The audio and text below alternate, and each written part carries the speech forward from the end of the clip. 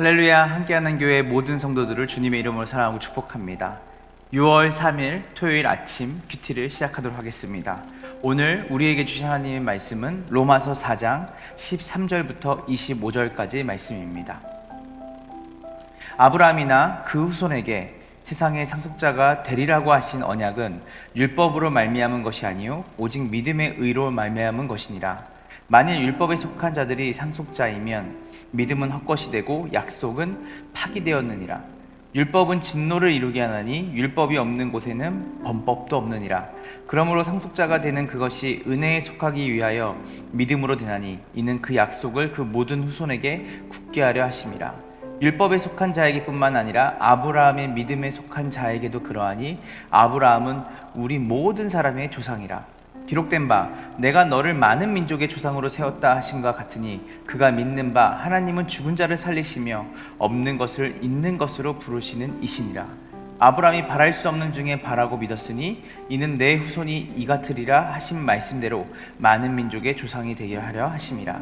그가 100세나 되어 자기 몸이 죽은 것 같고 사라의 태가 죽은 것 같음을 알고도 믿음이 약하여지지 아니하고 믿음이 없어 하나님의 약속을 의심하지 않고 믿음으로 견고하여져서 하나님께 영광을 돌리며 약속하신 그것을 또한 능히 이루실 줄을 확신하였으니 그러므로 그것이 그에게 의로 여겨졌느니라. 그에게 의로 여겨졌다 기록된 것은 아브라함만 위한 것이 아니요 의로 여기심을 받을 우리도 위함이니 곧 예수 우리 주를 죽은 자 가운데서 살리신 이를 믿는 자니라. 예수는 우리가 범죄한 것 때문에 내줌이 되고 또한 우리를 의롭다 하시기 위하여 살아나셨느니라. 아멘. 아멘입니다. 지난 시간에 이어서 우리가 아브라함의 믿음을 통해서 어떻게 우리가 의로 여김을 받는지에 대해서 살펴보고 있습니다. 13절을 보면요, 아브라함이나 그 후손에게 세상의 상속자가 되리라고 하신 언약은 율법으로 말미암은 것이 아니요 오직 믿음의 의로 말미암은 것이니라고 했습니다. 율법으로 말미암는 것이 아니라 믿음의 의. 자, 이 믿음의 의가 무엇일까요?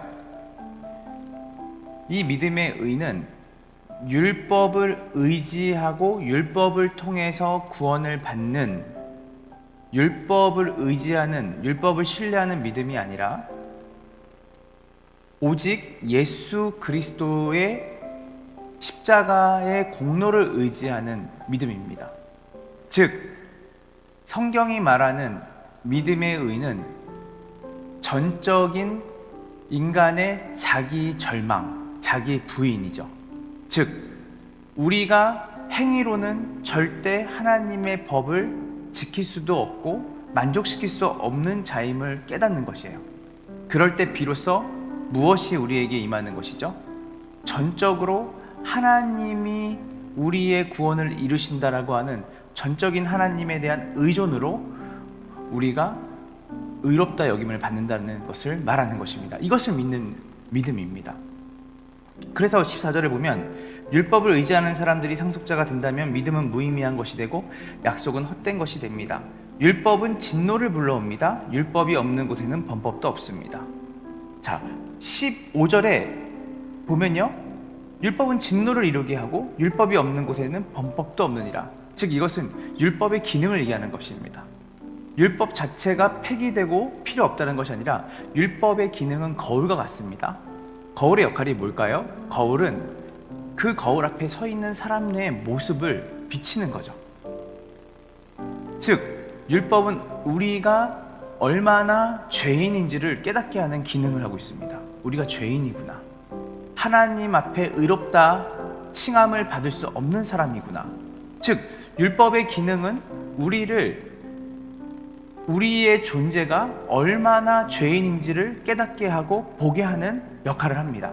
그러나 그 율법으로는 우리가 깨끗해질 수는 없는 것이죠. 죄사함을 받을 수 없는 것입니다. 그래서 바울은 그렇게 얘기하는 겁니다. 율법은 진노를 불러오고 율법이 없는 건 범법도 없습니다. 율법은 우리의 죄를 드러냅니다.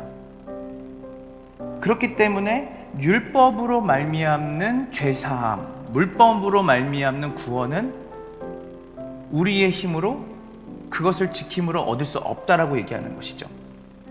그러면서 아브라함이 어떻게 그 믿음의 조상이 되고 아브라함이 어떻게 많은 사람들의 대표자가 되느냐, 그것은 바로 아브라함의 스토리를 우리는 이해를 해야 되죠.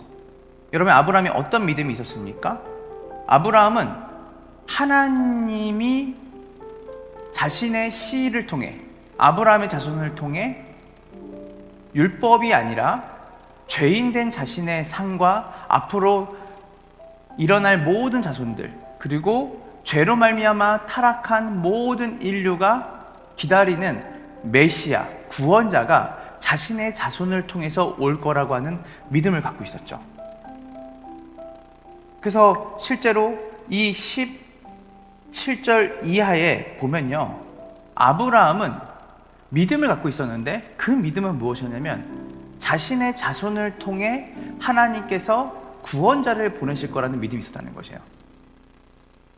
사실 여러분, 아브라함의 이야기 속에서 아브라함의 나이가 100세 때 자녀를 봅니다. 이삭이라는 자식을 보죠. 근데 그 이삭을 하나님이 뭐라고 하죠? 바치라고 합니다. 바치라고 해요. 아브라함한테 이삭을 제물로 바치라고 합니다. 여기서 우리가 잘 생각해 보면 좋을 것 같아요. 하나님의 언약은 아브라함의 자손을 통해서 온 인류를 구원할, 온 인류의 죄를 사할 그 씨, 바로 예수 그리스도를 보낸다고 아브라함은 그것을 믿는 믿음을 가지고 있었고, 그 이삭을 바라보면서 이삭의 자손으로 그 메시아가 올 거라고 하는 믿음을 하나님의 언약의 근거에서 믿고 있었어요, 아브라함은. 그런데 그 이삭을 바치라니요? 여기서 아브라함이 겪고 있는 실존의 상황과 실제적인 상황이죠. 그리고 하나님의 언약과의 충돌이 일어나는 것이죠. 그런데 아브라함이 어떻게 했죠? 하나님의 말씀에 순종했죠. 어떻게 순종했나요? 실제적으로 이삭의 죽으면, 하나밖에 없는 그 아들이 죽으면 자신의 자손을 통해서 오실 메시아를 약속하신 하나님의 언약이 폐기될 거라고 생각하지 않았겠습니까? 그런데 아브라함은 그렇지 않았다는 거예요. 믿었다는 거예요. 하나님께서 그 이삭을 죽이시더라도, 하나님이 그 이삭을 제물로 받으신다 할지라도 그 이삭을 다시 살리셔서, 그 부활의 신앙이죠. 그 이삭을 죽은 자 가운데서 다시 일으켜 세워 살리셔서 그 이삭의 자손을 통해서 예수 그리스도가 오실 믿음을 믿었다라는 것이에요. 여러분, 이것이 중요합니다. 아브라함이 가졌던 믿음은 단순히 적극적인 사고방식과 신념이 아니라 하나님의 언약, 즉 그 언약의 핵심이 뭘까요? 율법으로는, 우리의 존재 자체로는 구원을 받을 수 없는 우리의 죄인됨으로는 소망이 없는 것이죠. 우리는 죄사함을 받고 구원을 받을 수 있는 율법을 온전히 지킬 수 없는 존재입니다.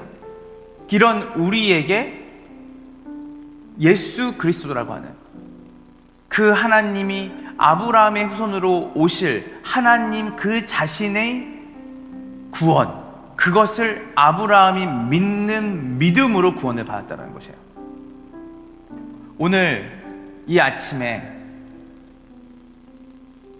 이 이삭을 바치는 그 사건, 아브라함이 믿었던 그 믿음은 단순히 한 자녀를 하나님께 바치고 그 자녀를 다시 살릴 거라고 하는 그 믿음이 아니라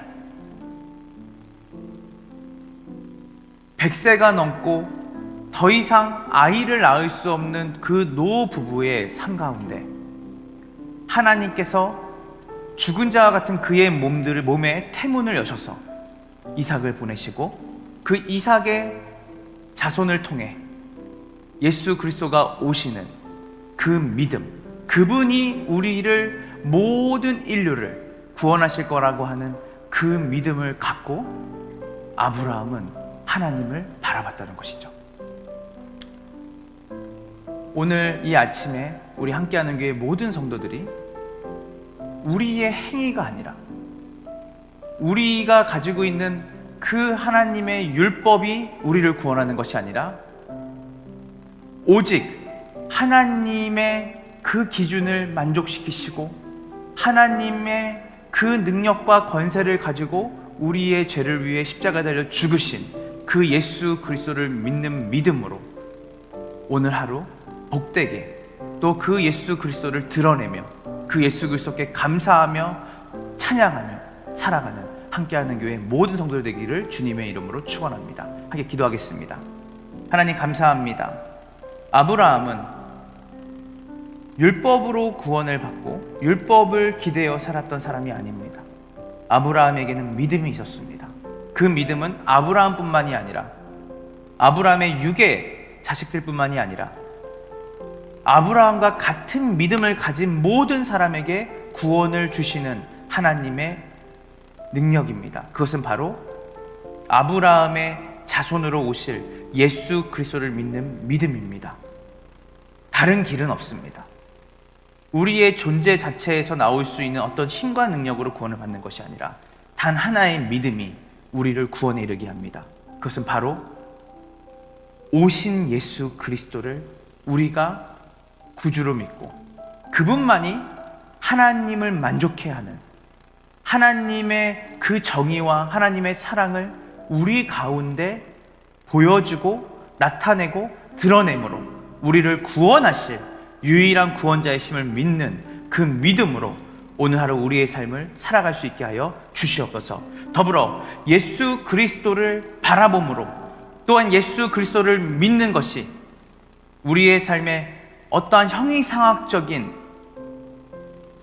이야기가 아니라 그 예수 그리스도를 믿는 믿음과 소망이 영원한 나라를 꿈꾸며 영원한 나라를 바라보며 살아가는 참된 승리와 기쁨의 감사의 삶으로 오늘 하루 우리의 삶을 인도하여 주시옵소서. 감사드리며 우리 구주 예수님의 이름으로 기도합니다. 아멘.